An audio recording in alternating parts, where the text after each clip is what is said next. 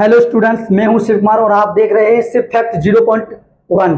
और आज का टॉपिक होने वाला है कंपाउंड इंटरेस्ट, साधारण ब्याज। मैं 2 वीडियो करा चुका हूं जो कि उसमें बहुत बेसिक से लेके एडवांस तक हमने बहुत सारे क्वेश्चन किए हैं। तो एक बार उस वीडियो को जरूर देखें जिसके जरिए ये कंपाउंड इंटरेस्ट आपके लिए इजी हो सके। तो देर न करते हुए चलते हैं।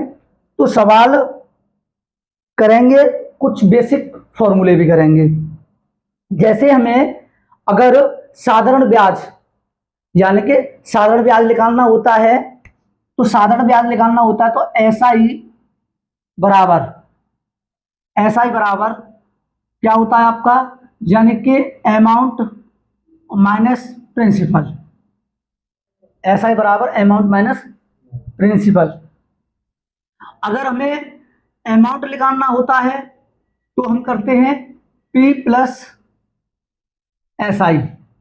ये कंपाउंड इंटरेस्ट चल रहा है। अगर आप ये बोलेंगे कि SI ये सिंपल इंटरेस्ट होता है PRT अपॉन 100, ये होता है सिंपल इंटरेस्ट का। क्लियर है भाई अनुज? तो ये सिंपल इंटरेस्ट का होता है, ये होता है। अगर हमें SI निकालना होता तो A माइनस P करेंगे। इसका मतलब होता है, मैं इनकी वैल्यू लिख देता हूं कि A बराबर जो होता है अमाउंट होता है और P बराबर जो होता है वो प्रिंसिपल होता है और आपका SI जो होता है वो सिंपल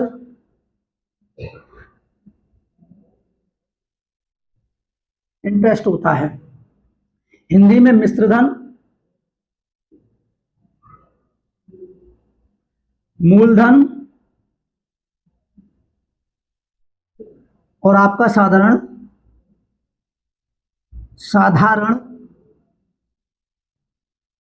ब्याज। अगर हमें चक्रवृद्धि ब्याज निकालना होता है, जैसे चक्रवृद्धि ब्याज निकालना होता है तो उसका फॉर्मूला होता है अमाउंट बराबर P गुणा 1 plus R upon 100 whole N।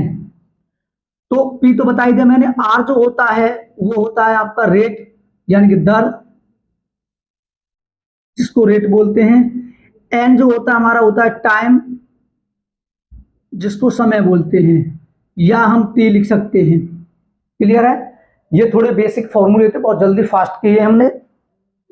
अगर हमें साधारण ब्याज और चक्रवृद्धि ब्याज का अंतर निकालना होता है तो उसके लिए हम एक और फॉर्मूले लिखेंगे और साथ साथ सवाल भी करेंगे।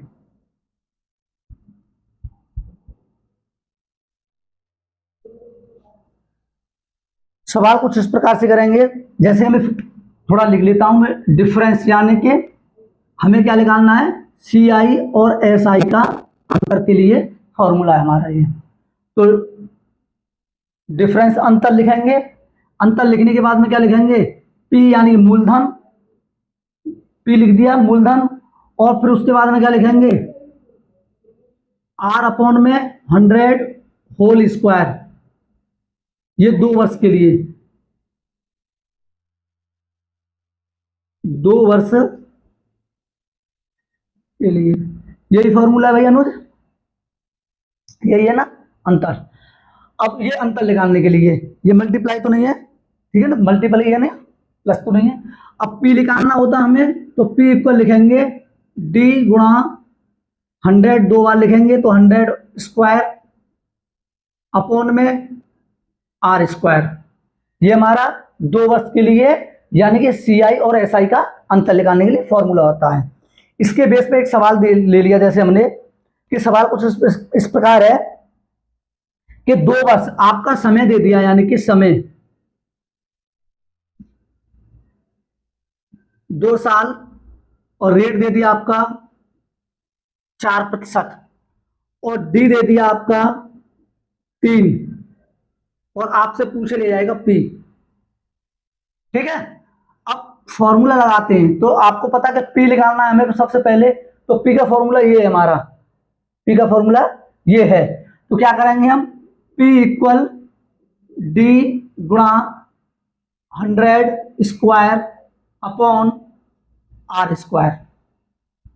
तो P बराबर D कितना है हमारा 3 गुणा 100, 100 गुणा 100 बटे दर कितनी दे रखी है हमारी 4%, तो 4 गुणा 4, क्योंकि हम 2 वर्ष के लिए निकाल रहे हैं तो 2 वर्ष के लिए चक्रवृद्धि ब्याज और यानी साधारण ब्याज में अंतर। तो 4 से इसको काटेंगे, 4 से इसको काटेंगे 25 बार, और 4 से इसको काटेंगे 25 बार। अब हमें करना क्या है कि 3 गुणा 25 गुणा 25, तो 25 गुणा 25 करते हैं तो 625, कितना आएगा 625 और गुणा 3, तो ये हो जाएगा 36 1801 हो गया, और 25 75 हो गया 1875। इसका जो आंसर रहने वाला है हमारा 1875। This is correct answer. Clear है, यहां तक बात समझ में आई होगी।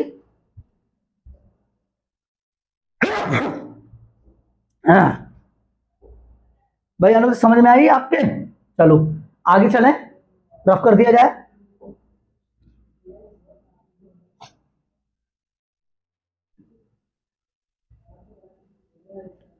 अच्छा जी, ये 2 वर्ष के लिए था, यानी कि सीआई और एसआई में। ठीक है, ये जब हम कभी भी चक्रवृद्धि ब्याज और साधारण ब्याज का जब कभी भी हम सवाल निकालेंगे, अगर दे रखा है जैसे अंतर दे रखा है तो ये निकालेंगे, अंतर नहीं दिया होता जैसे हमें पी निकालना होता है। अगर हम पी मूलधन निकालते हैं तो मूलधन के लिए जैसे हमने कोई भी मूलधन ले लिया 5000, पी कितना ले लिया मैंने 5000, और आपने रेट ले लिया यानी कि 10%।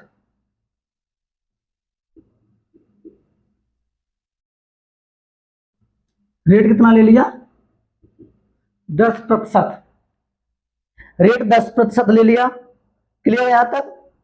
अब उसके बाद में हमें निकालना होता है तो मूलधन, तो आपको पता है कि डी निकालना है। क्या निकालना हमें? डी।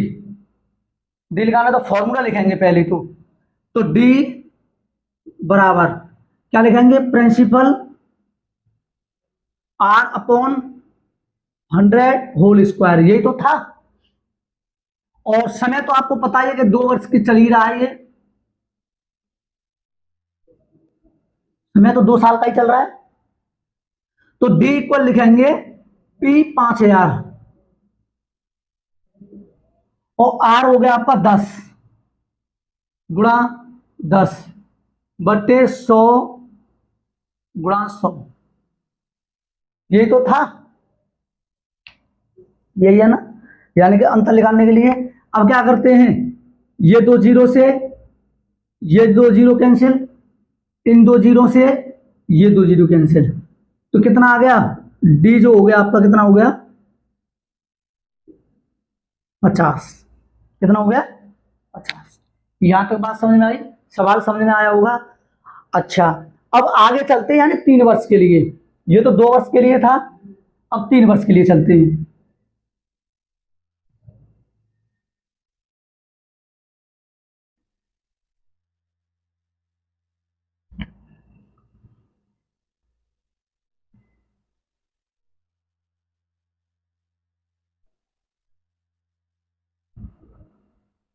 तीन वर्ष के लिए, तो 3 वर्ष के लिए फॉर्मूला होता है, यानी कि मूलधन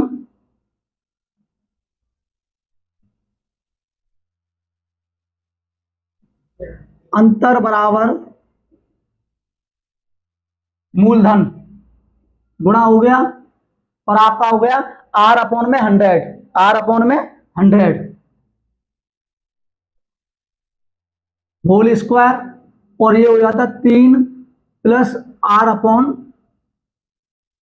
100, ये होता है फॉर्मूला।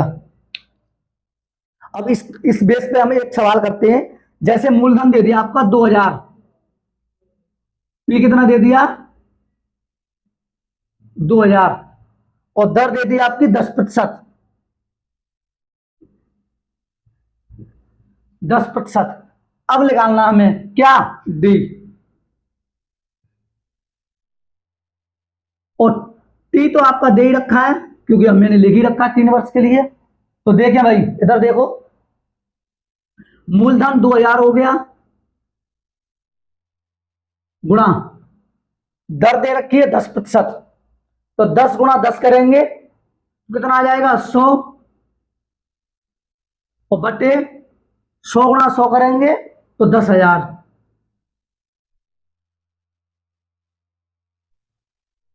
गुणा 3 प्लस 10/100। अब देखो इधर से इधर देखें, इस जीरो से ये जीरो कैंसिल, 2 जीरो से 2 जीरो, और 2 जीरो से ये 2 जीरो कैंसिल। या तो बात समझ में आई। अब ये कितना हो गया 20, तो सबसे पहले 10 तिया 30 और 1 31, इसको लिखेंगे 20 गुणा 31/10, 10 एक 10 और 10 दूनी 20, 31 दूनी 62। दिस इज करेक्ट आंसर, आपका ये आंसर है। यहां तक बात समझ में आई? कोई डाउट? कोई डाउट तो ना? चलो, यहां तक बात समझ में आई। तो हमें यानी CI और SI 3 वर्ष के लिए ये फॉर्मूला लगाना होता है, और CI और SI 2 वर्ष के लिए निकालने के लिए मैं जो पीछे मैं करा चुका हूं वो फॉर्मूला लगाना होता है। अब बहुत इंपॉर्टेंट वाली बात होती है, अगर हमें चक्रवृद्धि ब्याज निकालनी है, जैसे कि 2 वर्ष के लिए X%, कोई भी X% चक्रवृद्धि ब्याज के लिए, यानी कि ब्याज की दर निकालने के लिए कैसे करते हैं उसको देखें। बहुत बेसिक, जो ट्रेंडिंग में चल रही है आजकल ट्रिक, जो ट्रेंडिंग में चल रही है वो ट्रिक देखें आप।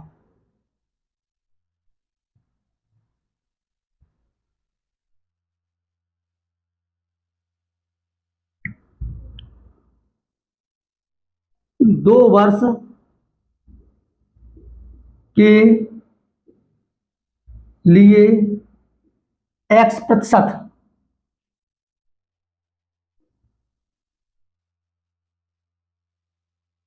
चक्रवृद्धि ब्याज की दर पे ये दे रखा है। तो इसके लिए जो फॉर्मूला रहता है हमारा वो रहता है 2x प्लस x² अपॉन में 100। जैसे मुझे 4% निकालना है, 2 वर्ष की बात चल रही है हमारी, 2 वर्ष की तो बात चली रही है, 4 वर्ष का निकालना है, तो क्या करूंगा मैं, 4 वर्ष का मतलब हो गया जो x के इक्वल जो दे रखा है वो 4 दे रखा है, x के इक्वल जो दे रखा है वो क्या दे रखा है आपका 4 दिया हुआ है। तो 4 दे रखा है तो हम क्या करेंगे फॉर्मूले के अकॉर्डिंग, तो 2x प्लस x² अपॉन 100 लेंगे। तो क्या करेंगे 2x multiply 4 plus 4² upon 100, value putting यानी वैल्यू रख दी मैंने। तो 4 2 जा 8 प्लस 4 4 जा 16, 16 अपॉन में 100, 100 डिवाइड बाई 16 8.16। अगर 100 का भाग 16 में देंगे तो 0.16 आएगा, और 8 जोड़ेंगे तो 8.16%, क्योंकि ये जो फॉर्मूला चल रहा था ये प्रतिशत के वो चल रहा। या तो बात समझ में आई 4% का निकालने के लिए। अच्छा, अब इसमें मेन मुद्दा वाली बात होती है कि जो 8.16 जो होता है, ये जो 6 जो होता है ये हमारा होता है यानी कि कंपाउंड इंटरेस्ट। क्या होता है हमारा ये CI होता है, ये हमारा CI होता है। अगर इनका अंतर निकालना होता है, हमें इनका अंतर निकालना होता है तो 8 जो रहेगा मैंने बताया है, 8 जो रहेगा वो साधारण ब्याज रहेगा, और 16 जो रहेगा वो क्या रहेगा इनका अंतर। किसका? यानी कि 2 वर्ष के लिए क्या रहेगा 2 वर्षों में साधारण ब्याज का और उनका अंतर, साधारण ब्याज का और चक्रवृद्धि ब्याज का अंतर 16 रहेगा। या तो बात समझ में आई होगी। अब इसके बेस पे एक सवाल कर लेते हैं और उसके बाद में फिर क्लास को ऑफ करते हैं। Understand, understand. ठीक, तो इसके बेस पे सवाल कर लेते हैं पहले एक, उसके बाद में आगे की क्लास कल चलेगी। समझ में तो समझ में आना चाहिए बस। जैसे कि 5,000 रुपए का 10%, कितना, 5,000 रुपए का 10% वार्षिक ब्याज की दर से 2 वर्षों का, कितना, 2 वर्षों का चक्रवृद्धि ब्याज कितना होगा, तो ये क्या हो गया, पी। ठीक है, चक्रवृद्धि ब्याज कितना होगा, तो सबसे पहले यही फॉर्मूला लगाएंगे हम। फॉर्मूला मैंने अभी अभी लिखा था, 2x plus x square upon 100। यहां तक बात समझ में आई होगी।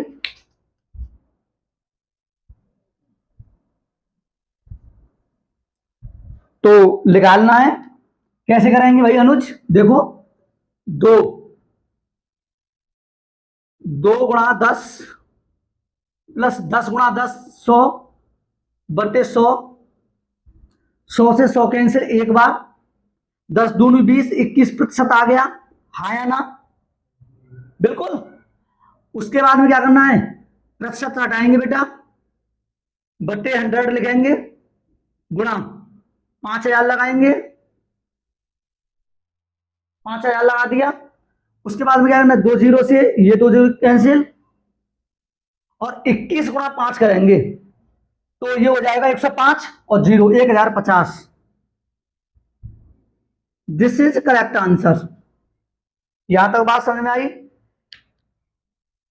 इस फॉर्मूले का ये कारनामा है कि देखो बहुत आसान निकाल दिया आपने।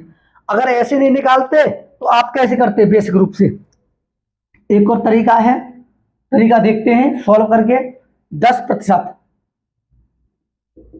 10% निकालते तो 10 का मतलब हो गया 10 बटे 100, इस 0 से ये 0, 1 बटे 10 हो गया, 1 बटे 10, 10 से कितना हो गया 11 हो गया, तो हम लिखेंगे 10 से 10 बट्टे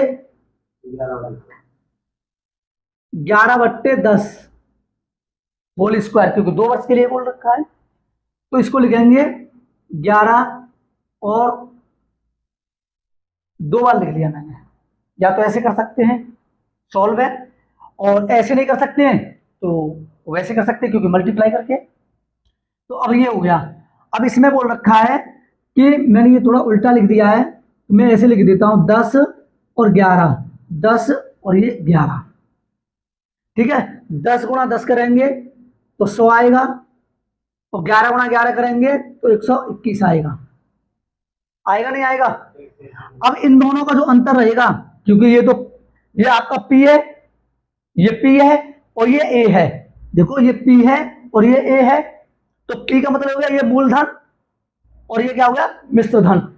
अब इन दोनों का अंतर करेंगे तो क्या निकलेगा, ब्याज।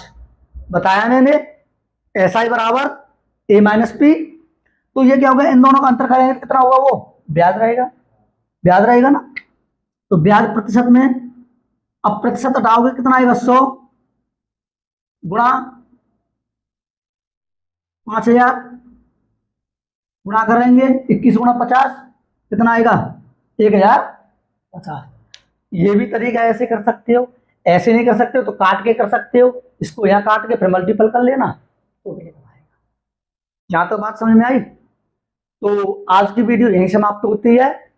और अगर आपको वीडियो पसंद आई हो तो लाइक करें, शेयर करें, सब्सक्राइब करें। जय हिंद, जय भारत।